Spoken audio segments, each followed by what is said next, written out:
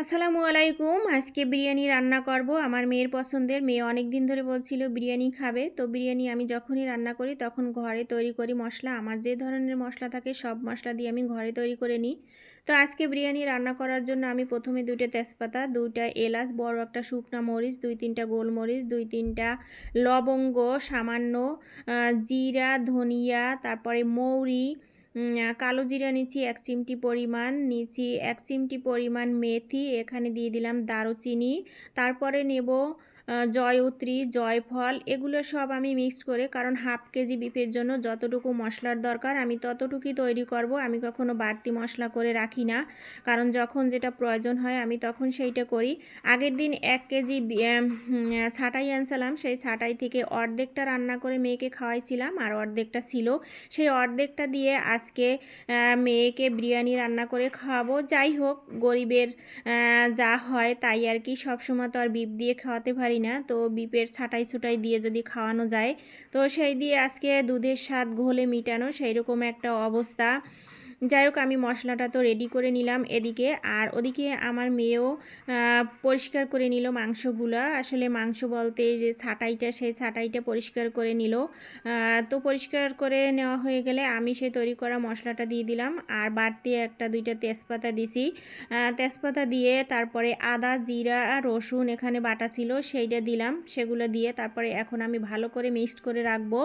এদিকে মেয়ে বলছে হলুদ দেবা না, তো মেয়ে আবার কালারফুল জিনিস পছন্দ করে, এই জন্য সামান্য হলুদ দিয়ে দিলাম। পরিমাণ মতো লবণ দিলাম, আর দিলাম সামান্য চিনি, যতটুকু চিনির দরকার হয়। এখানে তেল দিয়ে দিলাম। এখন ম্যারিনেট করে আমি রেখে দেব, বেশি সময় রাখা যাবে না যদিও। আমি মশলার ভিতরে একটা শুকনো মরিচ ব্যবহার করছিলাম, আর এখানে সেই রকম বড় একটা কাঁচামরিচ দিয়ে দিচ্ছি, কারণ ঝালটা আমরা কম খাই আর ঝাল বেশি খেতেও চাই না। আর কালকে দই পেতে রাখছিলাম, যে টক দই আজকে বিরিয়ানি রান্না করার জন্য, কিন্তু দইটা তেমন হয় নাই, সেই দিয়ে দিলাম মাংসের ভিতরে যেহেতু মাংসের পরিমাণও কম। আর এইখানে ম্যারিনেট করে রাখার পরে আমি আলুগুলো একটু ভেজে নিলাম। তো আমার মেয়েকে বলছিলাম যে আলুগুলো একটু বড় বড় করে টুকরা করো, আমার মেয়ে আনলিমিটেড টুকরা করছে। আর এদিকে আমি একটু বাইরে গেছিলাম, আর এদিকে পেঁয়াজটা বেরেস্তা করে নিলাম, কারণ পেঁয়াজটা ছিল নতুন, এই জন্য পেঁয়াজটার মানে ধরন তেমন একটা ভালো ছিল না, কোনোটা ভাজা হয়েছে কোনোটা ভাজা হয়নি। এই যে মাংসটা কষানোর পরে যে কি সুন্দর একটা লুক আসছে তার কি বলবো। যাই হোক, এখানে আমি 2 পট চাউল নিছি আর 2 পট পানি দিয়ে তারপরে ফুটাই নিলাম পানিটা ফুটানোর পরে আমি দিয়ে দিলাম একটু লেবুর রস, যাতে চাউলটা মানে ভাতটা ঝরঝরা থাকবে, ভাতটা গায়ে লেগে যাবে না। তারপরে দিয়ে দিলাম আমি মাংস কষানোর পরে ঝোলের পানি দিয়ে অনেকক্ষণ পর্যন্ত জাল দিছি, তারপরে বাকি যে পানিটা সেই পানিটা দিয়েই আমি ঢেকে দিচ্ছি। তো এই যে ফাইনাল লুক আমার বিরিয়ানির। আলহামদুলিল্লাহ, অনেক টেনশনে ছিলাম যে অনেক দিন পরে রান্না করছি। আসলে আমি কখনো এরকম রান্নাবান্না আগে পারতাম না। তো আমার সংসার জীবনে যতদিন হয়েছে আমি এর ভিতরে মনে হয় 3-4 দিন বিরিয়ানি রান্না করছি, আর আখনি রান্না করছি মনে হয় 2-3 দিন, তাও আমার ঘরে তৈরি মশলা দিয়েই আমি রান্না করছি।